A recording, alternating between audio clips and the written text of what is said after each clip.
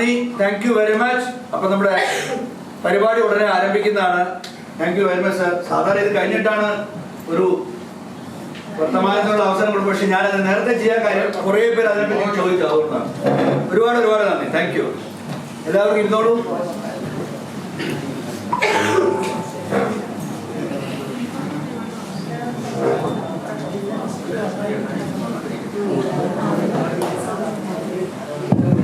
ഇനി നമുക്ക് ഒഫീഷ്യലായിട്ടൊരു കടമയുണ്ട്. ചെറിയൊരു ആദരവ് അത് നമ്മൾ നടത്തണമല്ലോ.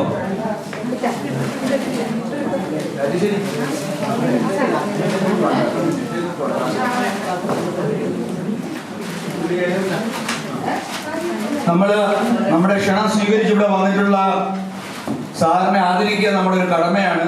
വർമ്മ സാർ ഒരുപാട് കാര്യങ്ങള് സാറ് ഞങ്ങൾ കുറച്ചു പേരാണെങ്കിലും ഒരു 100 പേരൊക്കെയാണ് നമ്മൾ സാധാരണ.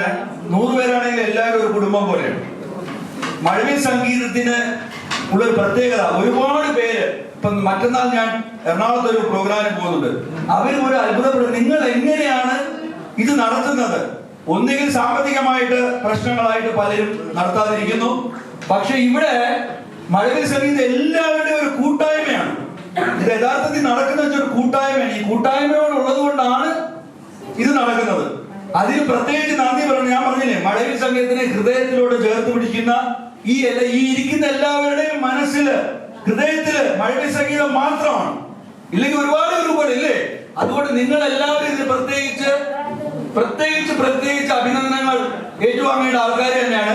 പിന്നെ ഇതൊക്കെ ആരെങ്കിലുമൊക്കെ നടത്തണ്ടേ? രാജേഷിനെ പോലെ ഇത് തലയ്ക്ക് നമ്മൾ വെച്ചു കൊടുത്തിട്ട് കുറെ കാര്യങ്ങൾ ഓടിപ്പിക്കണം. ഞാനാണ് ആക്ച്വലി രാജേഷിന്റെ തലയ്ക്ക് വെക്കാറ് കേട്ടോ. എല്ലാ കുറ്റവും ഞാൻ ഏറ്റെടുക്കാം. കാരണം ഒരാളെ കൊണ്ട് ഓടിപ്പിക്കണം. അതിന് പറ്റിയ ഒരാളാണ് രാജേഷിന്. മേഡം രാവും പകലും ഇല്ലാതെ ഇതിനു വേണ്ടി അധ്വാനിച്ചിട്ടുണ്ട്. അപ്പൊ അതിന് എല്ലാവരും ഒരു നന്ദി രേഖപ്പെടുത്തുകയാണ്. അതുകൊണ്ട് ഈ കുടുംബത്തിലെ ഇന്ന് എല്ലാം മറന്ന് നമുക്ക് സന്തോഷിക്കുവാനാണ്. ഒരുപാട് പേര് പാട്ടുകാരുണ്ട്. ഞാൻ പാട്ടുകാരനല്ല, ഞാൻ നിങ്ങളുടെ ഒരു വീട്ടുകാരൻ മാത്രം. Thank you. ആദ്യമായിട്ട് ഹരിദാസ്ജി